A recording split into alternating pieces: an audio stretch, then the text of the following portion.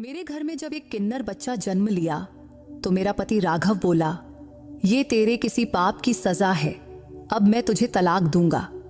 अगर तू इस बच्चे को घर से बाहर नहीं निकालेगी तो। मैंने उस नन्ही जान को शिव मंदिर के बाहर रख दिया और राघव से कहा, मेरा भगवान जरूर कोई चमत्कार करेगा, फिर कल सुबह तक सब ठीक हो जाएगा। इस पर वो हंसा और बोला, ठीक है, सुबह तक का वक्त है तेरे पास, अगर कुछ नहीं हुआ तो मैं तुझे छोड़कर दूसरी शादी कर लूंगा।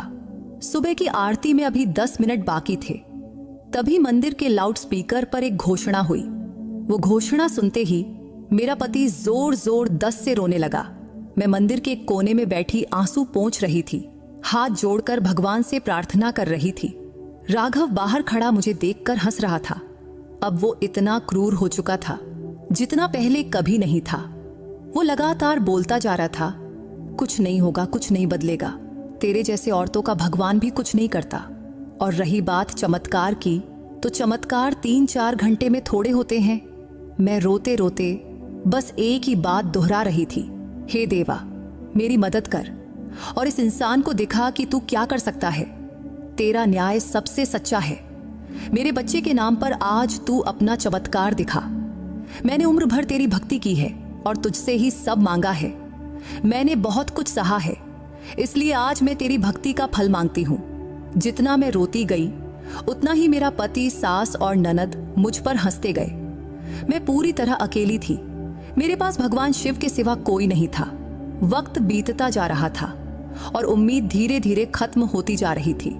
मैं उठने ही वाली थी कि आरती का समय हो गया। तब सुबह का उजाला फैलने लगा था। मैं सिर झुकाए रो रही थी। तभी मंदिर से हुई एक घोषणा ने सबके होश उड़ा दिए। मेरा दिल अचानक रुक सा गया। सबके चेहरे पर सन्नाटा छा गया। मैं नंगे पांव मंदिर की ओर दौड़ पड़ी, क्योंकि वहीं मेरा चमत्कार, मेरी जीत, मेरी राह देख रही थी। दोस्तों, मेरा नाम आरुषि है। रंग रूप से मैं बहुत सुंदर थी, पर मेरा नसीब कभी मेरे जैसा सुंदर नहीं रहा। उम्र भर लोगों की नफरत भरी नजरें सहनी पड़ी, मानो हम चलते फिरते पाप हों। मैं और मेरी माँ, हम दोनों को एक ही नजर से देखा जाता था।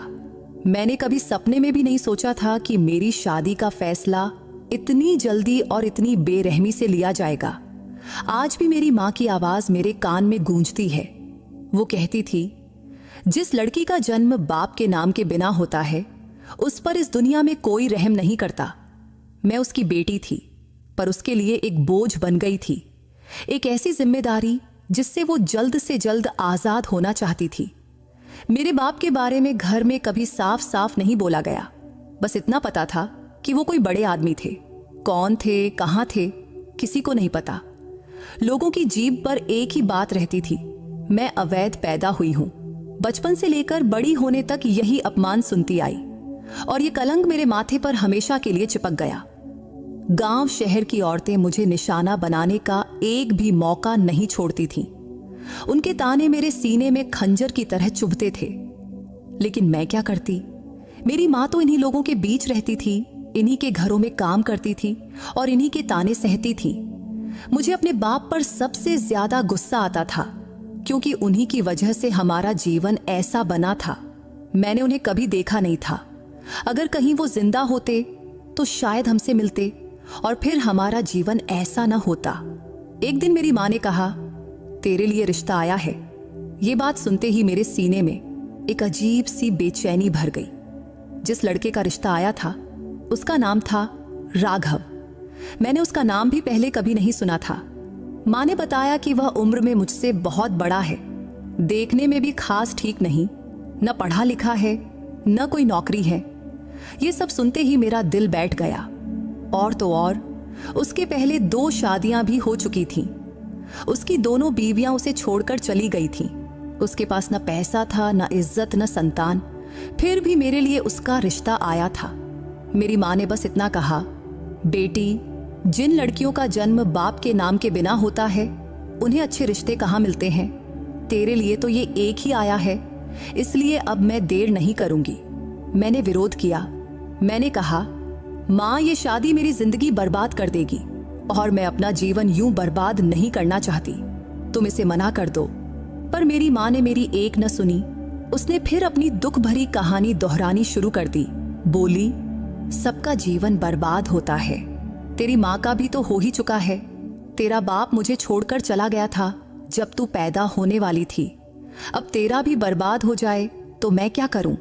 उसके शब्द मेरे सीने में जहर की तरह उतर गए।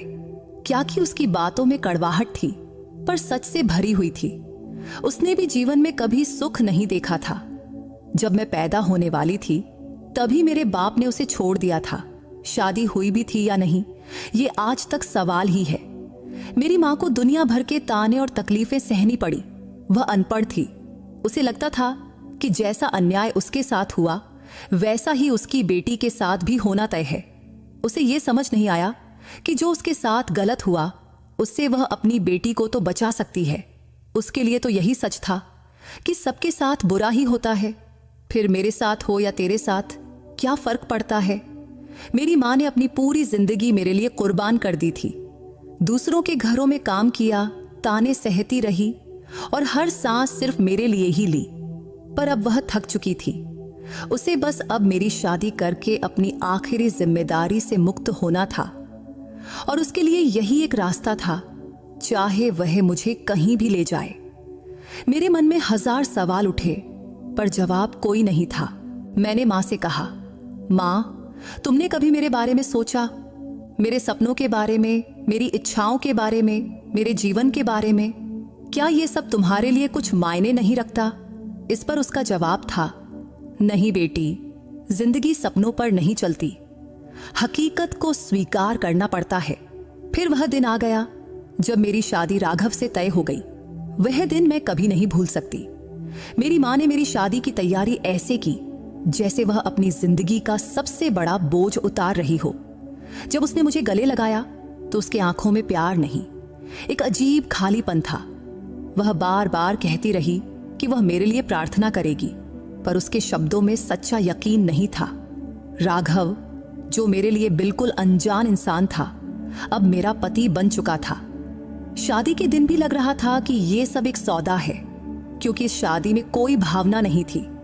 उसकी आंखों में चमक तक नहीं थी, उसके बातों में अपनापन भी नहीं था।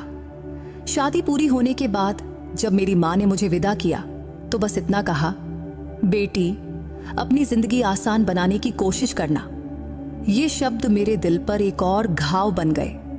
राघव की माँ कामिनी देवी और उसकी बहन अनुष्का, यानी मेरी सास और ननद, लोगों को बता रही थी, हमने तो बहुत पुण्य किया जो इस लड़की से अपने बेटे की शादी कर रहे हैं, वरना ये लड़की कवाड़े ही बिगड़ जाती।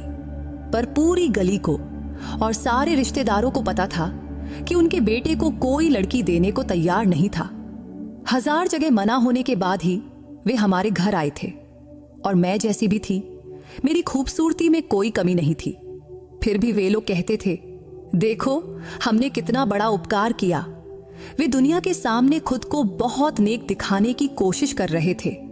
पर मेरे मन में बस एक ही सवाल था, तुम्हें किसने कहा कि मेरे घर रिश्ता लेकर आने को? अगर तुम लोग नहीं आए होते तो शायद आज मेरी जिंदगी बच जाती और एक क्रूर इंसान से मेरी शादी न होती।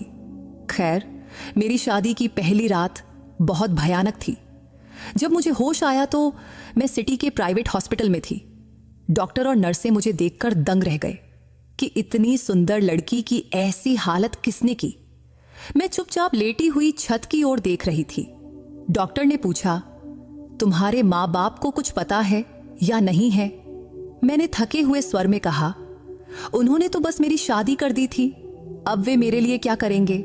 उन्होंने कहा था, अब तू उनके घर की हो गई, अब तू अपना जीवन काट। डॉक्टर ने कहा, मेरे पास एक महिला सहायता केंद्र का नंबर है, मैं तुझे उनकी संचालिका का नंबर देती हूँ, वो तुझे यहाँ से सुरक्षित ले जाएंगी। हमने पहले भी 5-7 औरतों की मदद की है। फिर वो रुक कर बोली, लेकिन सोच ले, 5-7 तो हजारों में से होती हैं और हजारों औरतों को मदद चाहिए होती है, पर डर की वजह से वे बोल नहीं पाती, सिर्फ 1-2 ही हिम्मत दिखा पाती हैं। अगर तुझ में हिम्मत हो तो हम तुझे वहां भेज देंगे। इस पर मैंने धीरे से कहा, मुझे किसी का नंबर नहीं चाहिए, क्योंकि अकेली औरत के नसीब में यहाँ बस दुख तकलीफ ही लिखा होता है, इसलिए छोड़ो ये सब। इस पर डॉक्टर ने ठंडी सांस ली और बोली, ठीक है, जैसी तेरी मर्जी। जब मैं हॉस्पिटल से डिस्चार्ज होकर घर लौटी तो मेरे सामने बर्तनों का ढेर रख दिया गया। किसी को ख्याल भी नहीं आया कि मैं अभी नई दुल्हन हूं, बल्कि ऐसा लग रहा था कि मुझे यहाँ बहू बनाकर नहीं, नौकरानी बनाकर लाया गया है। घर में इतना काम था कि मैं सुबह से रात तक काम में डूबी रहती और मेरी ननद और सास बिस्तर पर बैठी आराम करती। नाश्ता पानी खाना सब मैं ही उनके बिस्तर तक लेकर जाती। सबसे बुरी बात यह थी कि इतना करने पर भी वे कभी मेरी तारीफ नहीं करती, बल्कि जब मेरा पति राघव घर आता तो सास ननद दोनों कहती, हम तो सुबह से काम कर रहे हैं, ये रानी साहिबा बस बैठी रहती हैं। फिर वो या तो हाथ उठाता या जुबान से मेरे दिल पर घाव देता। पड़ोस की औरतें एक बार मुझसे बोली, इस घर से पहले भी 2 लड़कियां इसी तरह भाग गई थीं, क्योंकि ये लोग बहू का जीना हराम कर देते हैं। देखते हैं अब तू कितने दिन टिकती है। इस बात पर मैं क्या कहती, क्योंकि मेरे पीछे मायका था नहीं और आगे पति छोड़े तो कहां जाती। इसलिए शादी के बाद मेरा जीवन ठीक वैसा ही हो गया जिसका मुझे हमेशा डर लगता था, क्योंकि राघव क्रूर और स्वार्थी निकला। मेरे लिए हर दिन मुश्किल था, फिर भी अपनी मां की कही बात याद रखती थी। जिंदगी आसान नहीं होती, वो बात मेरी हकीकत बन चुकी थी, क्योंकि जब औरत पूरी तरह फंस जाती है तो अक्सर उसे बुरा पति और बुरा ससुराल ही मिलता है। फिर वो बस यही सोचती है, काश उसे एक बच्चा होता, अपना बच्चा, जिससे वह प्यार कर सके, जिसके साथ खेल सके, जो उसका सहारा बने। पर यही मेरी सबसे बड़ी गलती साबित हुई कि मैं भी यही सब सोचने लगी और मां बनने की प्रार्थना करने लगी।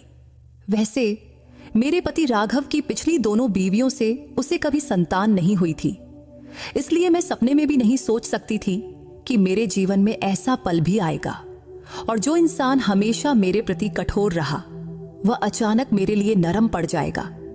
जब डॉक्टर ने मुझसे कहा कि मैं मां बनने वाली हूं तो मेरे सीने में एक साथ खुशी और डर दोनों उमड़ आए। लेकिन अपने पति का चेहरा देखकर मैं दंग रह गई, क्योंकि उसके चेहरे पर सच्ची खुशी थी। डॉक्टर के कमरे से बाहर निकलते ही उसने मेरा हाथ थामा। वो पल मुझे सपने जैसा लगा था, क्योंकि उसके हाथ में पहली बार कोमलता थी।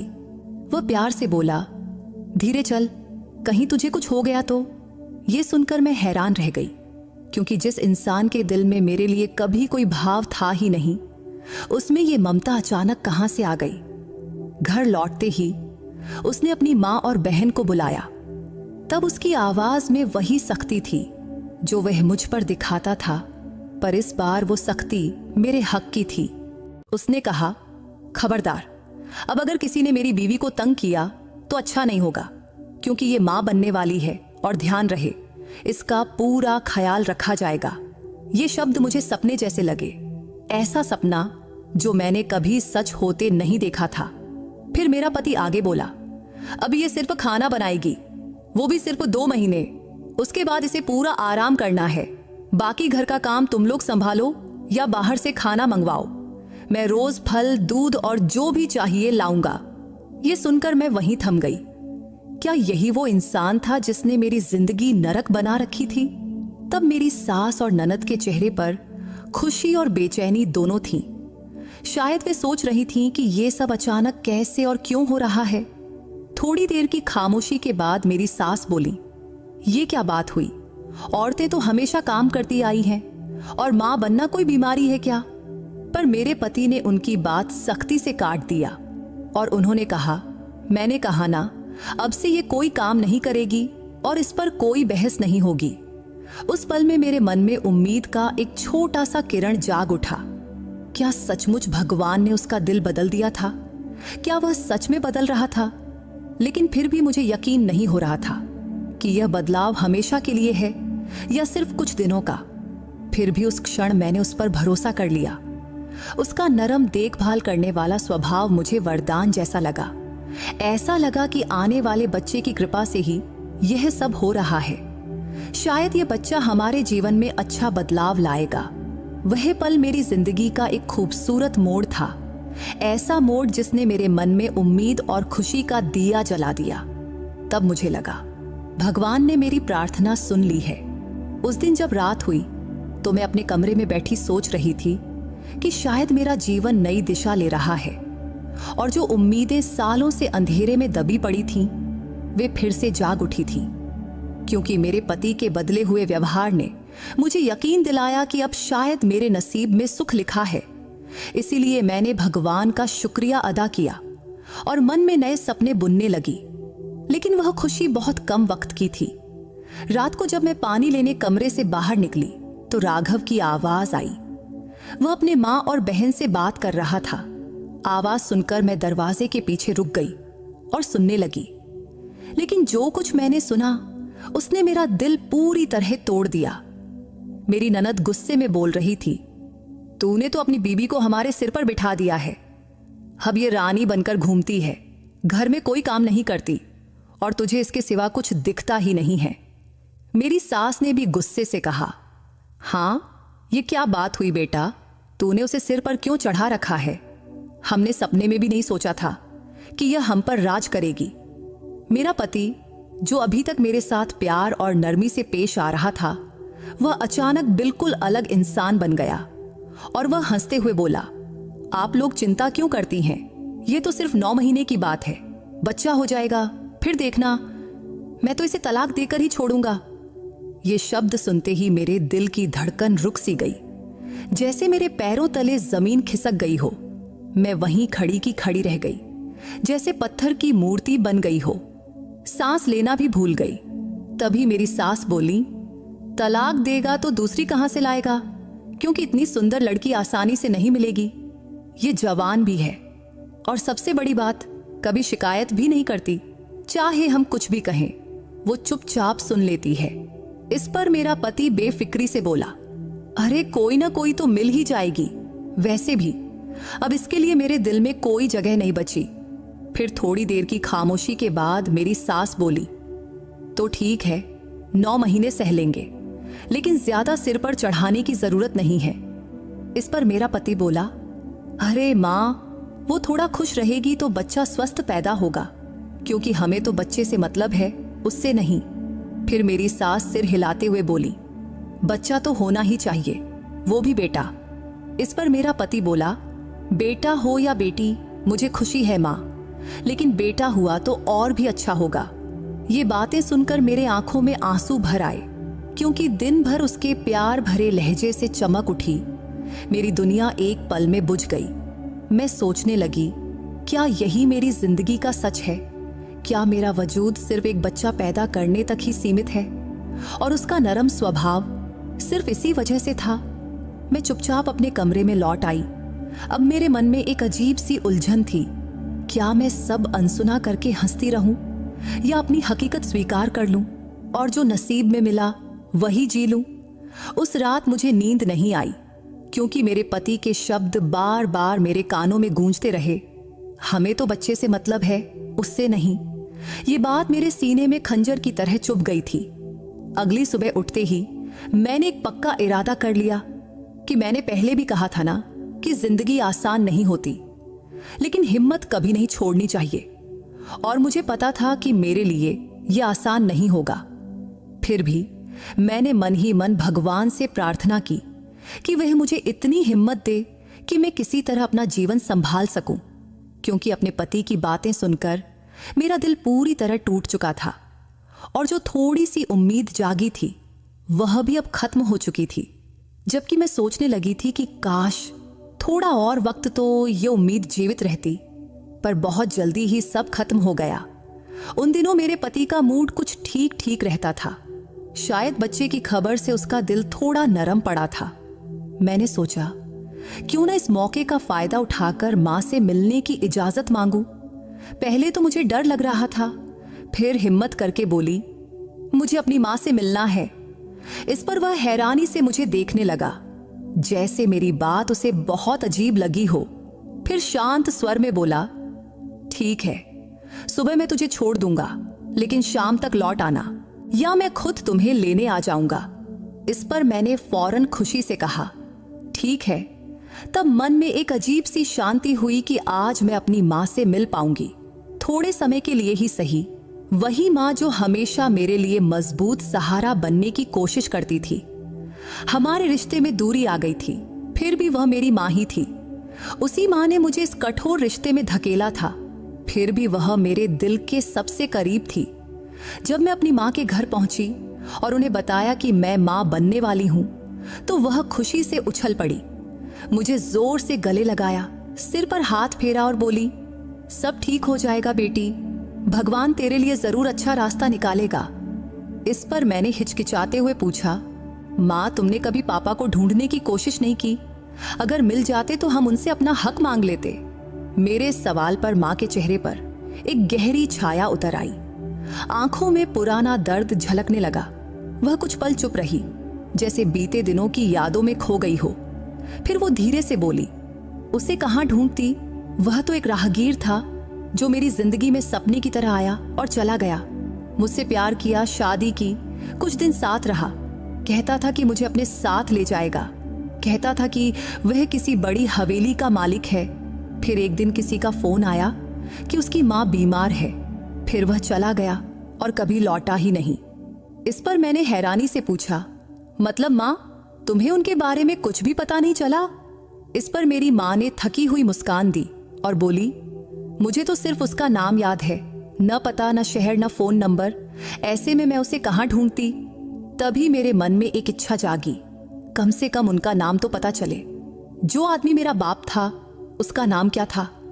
इसलिए मैंने हिचकते हुए पूछा, माँ आज तो मुझे मेरे पापा का नाम बता दो। इस पर मेरी माँ ने पहले गहरी सांस ली और धीरे से बोली, तेरे पापा का नाम समर मेहता था। ये नाम सुनते ही मेरे सीने में एक अजीब सी हलचल हुई, पर इस नाम का कोई मतलब नहीं था, क्योंकि शायद ये नाम मेरे वजूद का हिस्सा बन सकता था, पर नहीं बना। ये नाम भी मेरी जिंदगी के उस खाली कोने में शामिल हो गया जिसे मैं कभी भर नहीं पाई। इसके बाद मैं कुछ देर माँ के पास चुपचाप बैठी रही। माँ के चेहरे पर जिंदगी की सारी कठोरता साफ दिख रही थी और मेरे मन में एक अनोखी दुविधा चल रही थी, आखिर इस नाम के बाद मैं करूंगी भी क्या? मेरे लिए तो यही जिंदगी का सच था जिसे किसी तरह सहना था। शाम तक मेरा पति मुझे लेने आने वाला था, इसलिए मैंने माँ को अलविदा कहा और सोचा कि जिंदगी का यह चक्र यूं ही घूमता रहेगा और मेरी उम्मीदें, मेरे सपने कहीं पीछे रह जाएंगे। इसके बाद 9 महीने किसी तरह अच्छे से गुजर गए, पर भगवान को क्या मंजूर था कौन जाने। जब मेरा बच्चा हुआ तो मेरे पैरों तले जमीन खिसक गई। मेरी बेटी हुई थी, लेकिन उसके हाथ पांव पूरी तरह अलग हालत में थे। जब मेरे पति ने बच्ची को देखा तो उसका चेहरा उतर गया। वह बोला, बच्चा तो हुआ पर बेकार है, इसे कौन संभालेगा, इसका कौन देखभाल करेगा? मेरे पति की बात मेरे सीने में तीर की तरह चुभी। मुझे इतना दर्द हुआ कि बयां नहीं कर सकती। उम्र भर मैं एक बाप की छांव के बिना बड़ी हुई थी और अब खुद मां बन गई थी, फिर भी कोई छांव नहीं थी। मैंने कहा, ठीक है, आपको नहीं चाहिए तो मैं इसे मंदिर के बाहर रखाती हूं, कोई उठा लेगा या भगवान कोई रास्ता निकालेगा। इस पर मेरा पति ठंडे लहजे में बोला, बहुत अच्छा सोचा तूने, मुझे तो इसे घर में रखना ही नहीं था, अब जा मंदिर के बाहर रखा। मेरी सास ननद भी कठोर बोल बोलती रहीं। उनके बोल मेरे दिमाग को सुन्न कर रहे थे और फिर मैंने वह भयानक दर्दनाक फैसला ले लिया।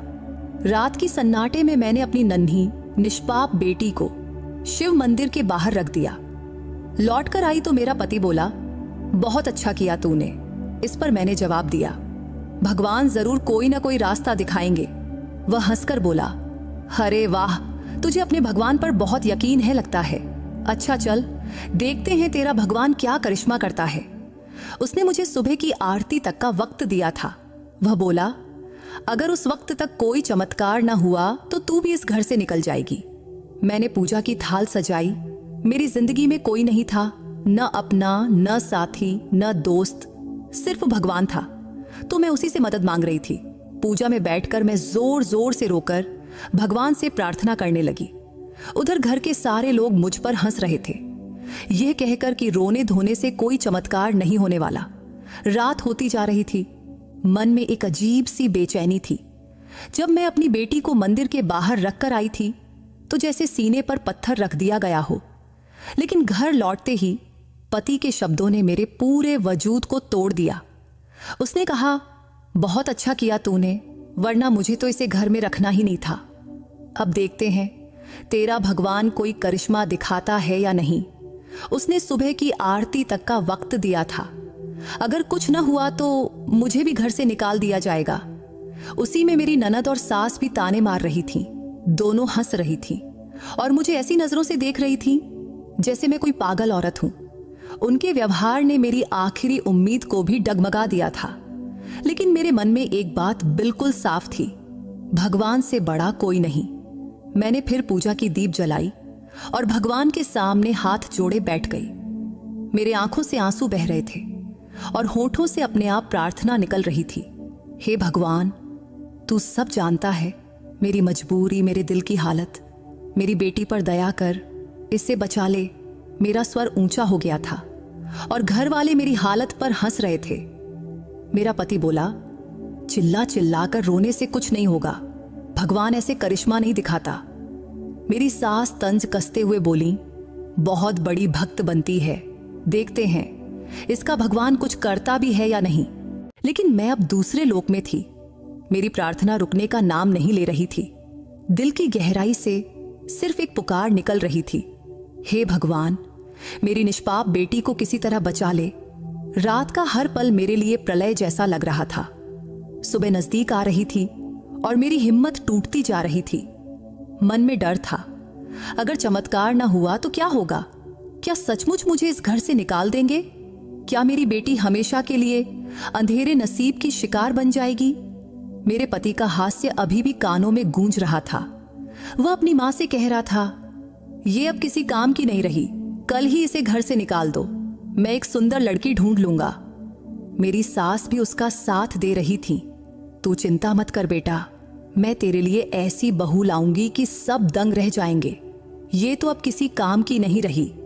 उनके ये शब्द मेरे सीने में पानी की तरह उतरते रहे। फिर भी मैं शांतिपूर्वक पूजा पर बैठी रही और रोते रोते भगवान से प्रार्थना करती रही। रात का काफी वक्त बीत चुका था, सुबेर होने वाली थी। बाहर अंधेरा कम हो रहा था, लेकिन मेरे मन का अंधेरा और गहरा होता जा रहा था। तभी मेरा पति फिर ताना मारते हुए बोला, कुछ नहीं होने वाला, जा, अब तू अपना सामान बांध ले, सुबह तू इस घर से निकल जाएगी। लेकिन मैंने माथा भगवान के सामने जमीन पर पटकते हुए प्रार्थना करने लगी, हे भगवान, ये दुनिया अब मेरे लिए नहीं रही, तू ही मेरा सहारा है, इसलिए मेरी बेटी के लिए कुछ कर, कोई चमत्कार दिखा, वरना हम दोनों माँ बेटी को मौत दे। तभी अचानक मंदिर में एक घोषणा, एक ऐलान गूंजी।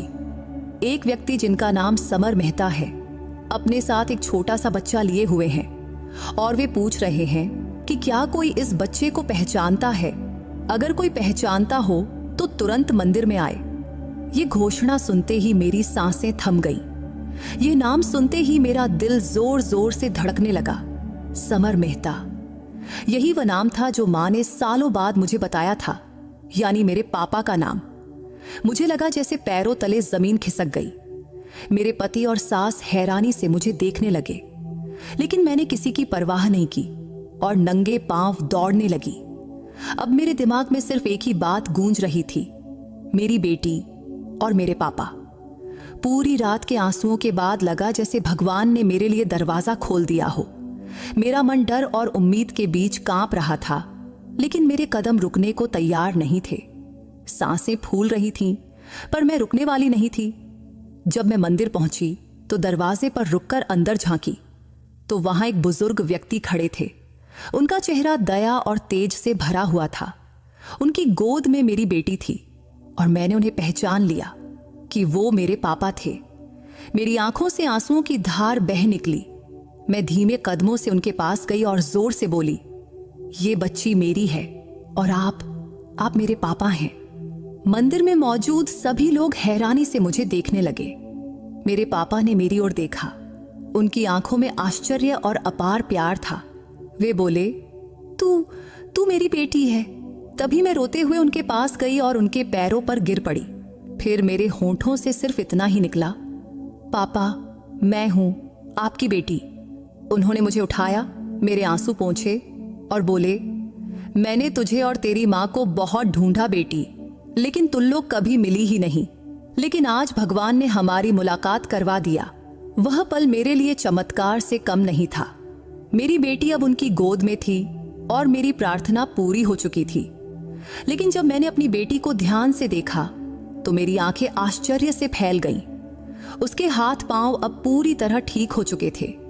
वह बिल्कुल स्वस्थ थी। मैंने उसे सीने से लगाया और भगवान के सामने सिर झुकाकर शुक्रिया अदा किया। तभी मेरे पापा बोले, मैं तुम दोनों को ढूंढते ढूंढते यहां आया था। रात हो गई तो मंदिर में ही रुका और अपने पापों की माफी मांगी। तभी मुझे यह बच्ची दिखी तो मैंने घोषणा करवाई कि इसका परिवार मिल जाए। मुझे कहां पता था कि यह मेरी अपनी नातिन है। इसके बाद मैंने उन्हें सब कुछ बता दिया कि माँ ने मजबूरी में कैसे मेरी शादी कर दी, फिर उन लोगों ने मेरे साथ कैसा व्यवहार किया। मेरी दुख भरी बातें सुनकर पापा के चेहरे पर गुस्से की लकीरें उभर आईं। उनके चेहरे पर गुस्सा तो था, लेकिन वह गुस्सा एक ऐसे आदमी का था जो अपनी बेटी पर हुई बेइज्जती को सहन नहीं कर सकता। और उनका रौब, उनकी शान सब एक साथ उभर आए। उन्होंने मेरा हाथ थामा और मेरी बेटी को अपनी चादर में लपेटे और बोले, चल मेरे साथ। मैंने पूछा, कहाँ? तो उन्होंने कहा, बस चल, सब पता चल जाएगा। फिर वे मुझे उसी घर ले आए जहां मेरा पति राघव, सास और ननद थे। उन्हें देखकर सब दंग रह गए कि मैं एक अनजान आदमी के साथ आई हूं और वह आदमी मेरा बाप था। मेरा पति मेरी बेटी को देख रहा था, जो अब पूरी तरह स्वस्थ थी और आंखें खोलकर सबकी ओर देख रही थी। मैंने उसे कहते सुना था कि अगर बेटी भी हुई तो मुझे बहुत खुशी होगी। और अब जब वह बेटी को ठीक देखकर पिघलने लगा था और मेरे पास आने लगा, तभी मेरे पापा ने हाथ के इशारे से उसे रोक दिया। हम गाड़ी से आए थे। पापा के साथ उनके 3 आदमी भी थे। शायद वे उनके अंगरक्षक थे। वे साधारण इंसान नहीं थे। उनके व्यवहार और व्यक्तित्व से सबके चेहरे पर आश्चर्य और अविश्वास छा गया था। तभी पापा ने एक ऊंची आवाज के साथ कहा, मेरा नाम समर मेहता है और हमारा खानदान बड़े घराने में गिना जाता है। मैं न जाने कितनी जमीन और संपत्ति का मालिक हूं, और तू अगर मेरी बेटी का पति है और मेरा दामाद, जो अभी तक आराम से बैठा था।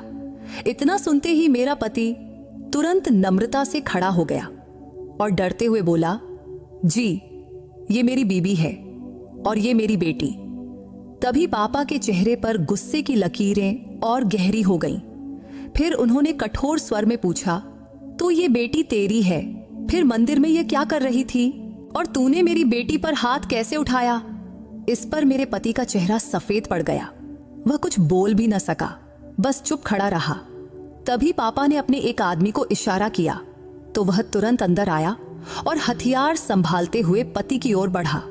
फिर पापा बोले, अभी के अभी इसी वक्त मेरी बेटी को इस रिश्ते से आजाद कर, वरना मैं तुझे जिंदगी से आजाद कर दूंगा। मेरा पति, जो खुद को हमेशा शेर समझता था, वह तुरंत मेरे पापा के पैरों पर गिर पड़ा और कांपते स्वर में बोला, नहीं साहब, मैं कसम खाता हूं, आपकी बेटी को मैं बहुत सुख दूंगा और हमेशा खुशी रखूंगा। इस पर पापा ने ठंडे मगर तीखे लहजे में कहा, तू किसे सुख देगा? वैसे तेरे पास जिंदगी कितनी बची है बूढ़े? तुमने मेरी जवान बेटी से शादी करने की हिम्मत कैसे की? तब उनकी आवाज में इतनी सख्ती थी कि मेरे पति के पसीने छूट गए। फिर पापा ने कठोर स्वर में आदेश दिया, तू अभी के अभी तुरंत मेरी बेटी को तलाक दे, वरना तेरे लिए बहुत बुरा होगा। तभी डर और संकोच से मैंने देखा तो मेरा पति तलाक देने को तैयार हो गया। फिर पापा ने मेरी सास और ननद की ओर देखा। दोनों चुप थीं, सिर झुकाए बैठी थीं। तभी मेरे पापा ने जेब से नोटों की एक मोटी गड्डी निकाला और मेरे पति के मुंह पर दे मारा। फिर बोले, ये उन दिनों की कीमत है जब मेरी बेटी तेरे घर में रही थी, अब ये पैसे गिनता रहे। फिर मेरी ओर मुड़े। तब उनकी आंखों में अपार प्यार था। उन्होंने मेरा सिर थपथपाया और बोले, बेटा, ये इंसान तेरे लायक नहीं था। अब मैं तेरे लिए ऐसा वर ढूंढूंगा कि सारी दुनिया देखेगी।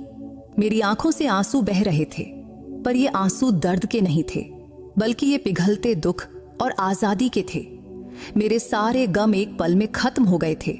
पापा ने मुझे अपने पास खींचा, मेरी बेटी को गोद में लिया, मेरा हाथ थामा और गर्व से मुझे उस घर से बाहर ले गए। वह पल मेरी जिंदगी का नया आरंभ था।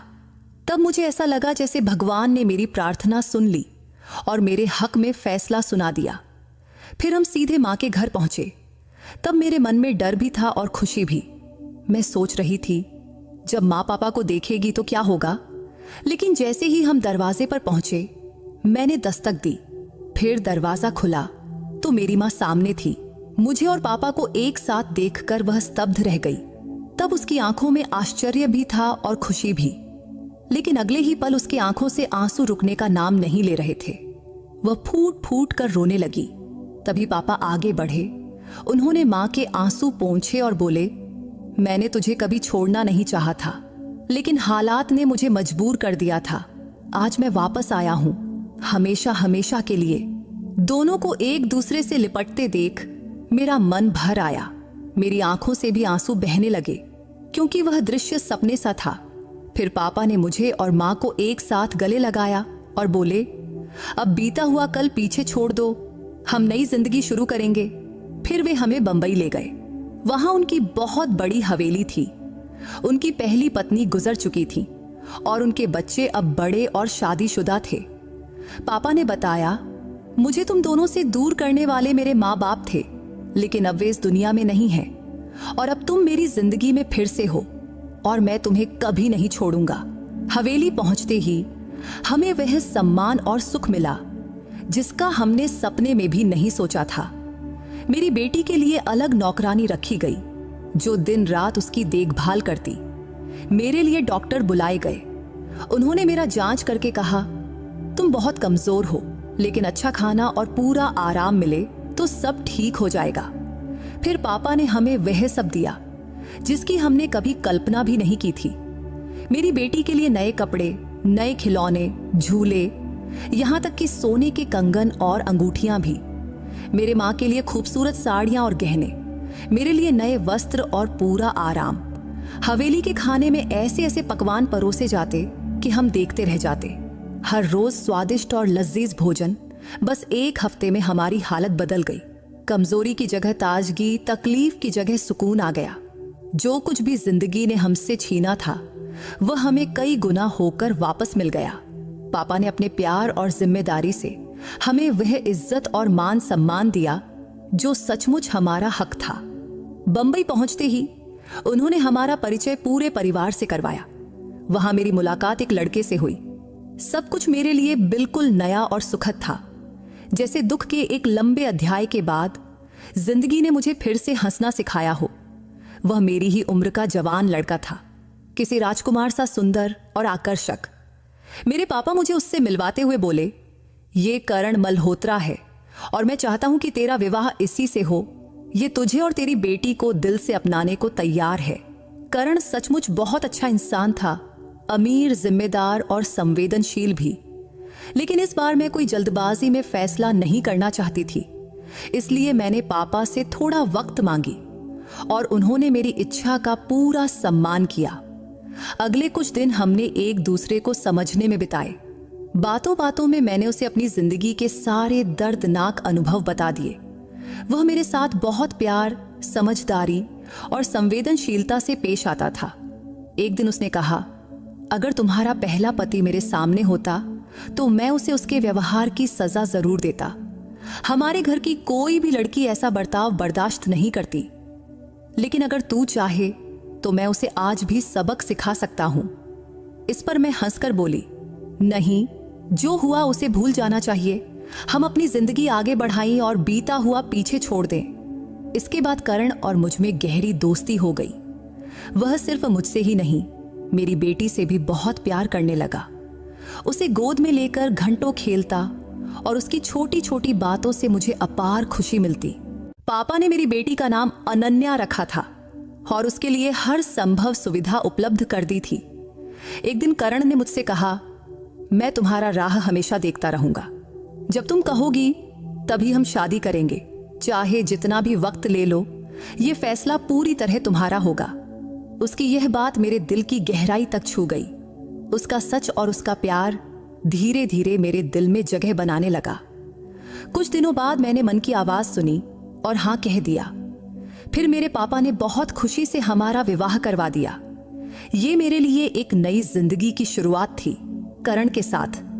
अब मेरी जिंदगी खुशियों से भर गई।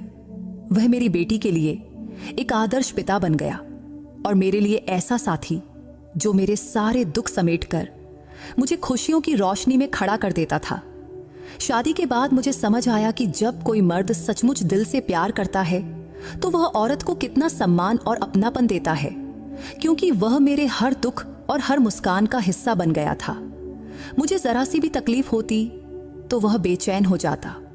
उसके प्यार और देखभाल का अंदाज ऐसा था कि कई बार मुझे लगता कि शायद मैं सपना देख रही हूं। मेरे पापा ने सच कहा था कि वे मेरा विवाह किसी राजकुमार से करेंगे और करण ने मुझे सचमुच राजकुमारी की तरह रखा। अब मेरी जिंदगी खुशियों से भरी हुई थी और मैं हर पल भगवान का शुक्रिया अदा करती थी। मेरी माँ भी अब पापा के साथ बहुत खुश थी, पहले से कहीं ज्यादा सुकून और खुशी से भरी हुई थी, जैसे मैं बचपन में सपनों में उन्हें देखा करती थी। पापा ने माँ से कहा था, अब हर दिन मन मुताबिक जियो, हाथों में रंग बिरंगी चूड़ियां पहनो, सज संवर कर अपना जीवन सुंदर बनाओ। जो वक्त हम एक साथ नहीं जी पाए, अब आखिरी सांस तक जी लेंगे। मेरे पापा सचमुच हीरो थे। तब हालात ने कभी हमें एक दूसरे से दूर किया था, तो अब उन्होंने सारी रुकावटें हटा दी और हमें अपनी जिंदगी का हिस्सा बना लिया। जिंदगी में हर इंसान को तरह तरह की मुश्किलें और तकलीफें झेलनी पड़ती हैं। कभी कभी हालात इतने कठिन हो जाते हैं कि इंसान को खुद को संभालना भी मुश्किल लगता है। वह खुद को अकेला और लाचार समझने लगता है। वैसे मुश्किलें और रुकावटें हर किसी की जिंदगी का हिस्सा हैं, लेकिन जब जिंदगी में कठिन वक्त आता है तो हमें याद रखना चाहिए कि भगवान की कृपा और मदद से बड़ा कुछ भी नहीं है। जितना हम भगवान पर भरोसा रखते हैं, उतना ही वह हमारी मदद करता है और अपने दया करुणा से हमारे दुख दूर करते हैं। भगवान से हमारा रिश्ता ऐसा है जो कभी नहीं टूटता। जो इंसान ईश्वर की मदद पर यकीन रखता है, भगवान उसकी जरूर मदद करते हैं। ये सच है कि दुनिया के सारे सहारे अस्थायी हैं। अगर इंसान सिर्फ अपनी ताकत, पैसे या दूसरों पर निर्भर रहेगा तो कुछ समय बाद वह थककर निराश हो जाता है, क्योंकि दुनिया के लोग और चीजें एक सीमा तक ही साथ देती हैं और आखिर में इंसान को अकेले ही चलना पड़ता है। लेकिन भगवान का साथ हमेशा हमारे साथ रहता है। बस शर्त एक ही है, हम उस पर सच्चा विश्वास रखें और सच्चे मन से उससे मदद मांगे। जब जिंदगी में भयंकर मुश्किलें आती हैं तो कभी कभी इंसान सोचता है कि वह अकेला है और उसकी मदद करने वाला कोई नहीं। लेकिन अगर वह भगवान की ओर मुड़े, सच्चे दिल से प्रार्थना करे और उनकी मर्जी के अनुसार चलने की कोशिश करे तो भगवान जरूर उसकी मदद करते हैं। क्योंकि जब हम भगवान से मदद मांगते हैं तो वह सही समय पर हमारी प्रार्थना का जवाब देते हैं। उनका रास्ता हमारे सोच से अलग हो सकता है, लेकिन उनका हर फैसला हमारे भले के लिए ही होता है। जब हम भगवान को ही अपना सबसे बड़ा सहारा मान लेते हैं तो हमें दुनिया की किसी भी चीज की कमी महसूस नहीं होती, क्योंकि भगवान की कृपा और आशीर्वाद से हम हर मुश्किल का सामना कर सकते हैं। भगवान वादा है कि वह अपने भक्तों को कभी अकेला नहीं छोड़ते। जो लोग उनकी मर्जी के अनुसार जिंदगी जीने की कोशिश करते हैं, भगवान उनकी प्रार्थना जरूर स्वीकार करते हैं और उन पर अपनी असीम कृपा बरसाते हैं। लेकिन जो लोग सिर्फ दुनिया के सहारे पर यकीन रखते हैं और भगवान को भूल जाते हैं, उन्हें हमेशा अंदर से गहरा अकेलापन महसूस होता है, क्योंकि मुश्किल वक्त में उन्हें कहीं से सहारा नहीं मिलता। उनका भगवान से कोई रिश्ता नहीं होता, न ही उनके दिल में भगवान की मदद की उम्मीद होती है। इसलिए वे हमेशा खाली और अधूरे से लगते हैं। मैं आज अपनी जिंदगी में बहुत खुश हूं। अब मेरे पास ऐसा कुछ नहीं जिसकी कमी मुझे महसूस हो। मैंने कभी नहीं सोचा था कि मेरी जिंदगी इतनी शांत और संतुष्ट हो जाएगी, लेकिन भगवान की कृपा और आशीर्वाद से मेरी जिंदगी पूरी तरह बदल गई है। आज जिस मुकाम पर मैं खड़ी हूं, वह सब भगवान की दया का फल है। अब मेरी जिंदगी में शांति है, खुशी है और प्यार है। आप सबके लिए मेरी प्रार्थना है कि जिनकी जिंदगी में मुश्किलें हैं, वे सच्चे मन से भगवान से प्रार्थना करें, क्योंकि जब इंसान सच्चे दिल से सिर्फ भगवान से मदद मांगता है तो एक दिन सब ठीक हो जाता है। भगवान की कृपा से जो सुकून मिलता है वह इस दुनिया की कोई भी चीज नहीं दे सकती, और उनका आशीर्वाद हमेशा हमारे साथ रहता है। बस जरूरत है कि हम सच्चे मन से प्रार्थना करें और उनके दिखाए रास्ते पर चलें। कठिन हालात में भी अगर हम भगवान पर यकीन रखें, उनसे प्रार्थना करें और सही राह पर चलें, तो वह हमें हर स्थिति में शांति और खुशी देते हैं। उनकी कृपा से हमारी हर मुश्किल आसान हो जाती है और हमारा नसीब भी बदल जाता है। दुनिया का सहारा अस्थायी हो सकता है, लेकिन भगवान का साथ और सच्चा प्यार हमेशा अटूट रहता है। आपके नसीब को बदलने की ताकत उसी विश्वास में है जो आप खुद पर और भगवान पर रखते हो। तो दोस्तों, कैसी लगी आरुषि की कहानी? कमेंट में जरूर बताना। और क्या आपके जीवन में भी कभी ऐसा कोई पल आया है जब आपका भगवान पर विश्वास सच साबित हुआ हो? अगर हाँ, तो अपनी उस कहानी को हमारे साथ जरूर शेयर करना। और अगर आप सच्चे मन से भगवान को मानते हो तो कमेंट में हर हर महादेव लिखना मत भूलना। तो दोस्तों, अगर आपको आरुषि की ये कहानी पसंद आई हो तो इस वीडियो को लाइक और चैनल को सब्सक्राइब करना मत भूलना। फिर किसी नई कहानी में मुलाकात होगी। बाय।